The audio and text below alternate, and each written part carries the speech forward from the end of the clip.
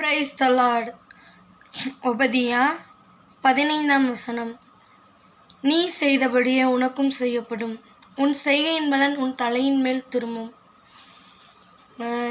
கூறப்பட்டிருக்கு. சரிங்களா? இந்த வசனத்தில் என்னென்னா, நம்ம செய்தபடியே நமக்கு தான் செய்யப்படுமா, அதே போல் நம்மளுடைய செய்கையோட பலன் தான் நமக்கு திரும்பும்னு சொல்லி கூறப்பட்டிருக்கு. அழகாக ஒரு வார்த்தை சொல்லுவாங்க, விறகு அடித்த கம்பு விறகு மேலே தான் உட்காருன்னு சொல்லுவாங்க. ஸோ நம்ம என்ன பண்ணுறோம், நிறைய தப்பு பண்ணுறோம், அப்படி தானே? இல்லைன்னா ஒருத்தவங்களுக்கு நம்ம நன்மை செய்யணும் திராணி இருக்கும், செய்ய மாட்டோம்.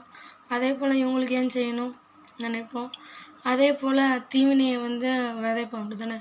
வினை விதைத்தவன் வினை அறுப்பான், திணை விதைத்தவன் திணை அறுப்பான், நீ நிறைய பழமொழி இருக்குது. ஸோ ஆண்டவர் என்ன சொல்கிறாருன்னா, நம்மளுடைய செய்கையின் பலன் நம்ம தலைமையில தான் வருமா. அதே போல் நம்ம செய்தபடி தான் நமக்கு செய்யப்படும். அதனால் நம்ம கொஞ்சம் ஜாக்கிரதையாக இருப்போம். அதே போல் எந்த அளவினால் நீங்கள் அழைக்கிறீர்களோ அந்த அளவினால் உங்களுக்கும் அளக்கப்படும் சொல்லி ஆண்டவர் சொல்கிறாரு. அதனால் நம்ம என்ன செய்கிறோமோ அதை யோசித்து நிதானித்து பார்த்து செய்வோம். ஏன்னா செப்பனியால் கூறப்பட்டிருக்கோம், நீங்கள் உங்கள் செய்திகளை நிதானித்து சோதித்து உய்த்து ஆராய்ந்தறியுங்கள்னு சொல்லி கூறப்பட்டிருக்கோம். ஸோ நம்ம நிதானித்து நிதானமாய் எல்லாவற்றையும் செய்வோம். கர்த்தர் உங்களுடைய காரியங்கள் எல்லாத்தையும் வாய்க்க பண்ணுவார்.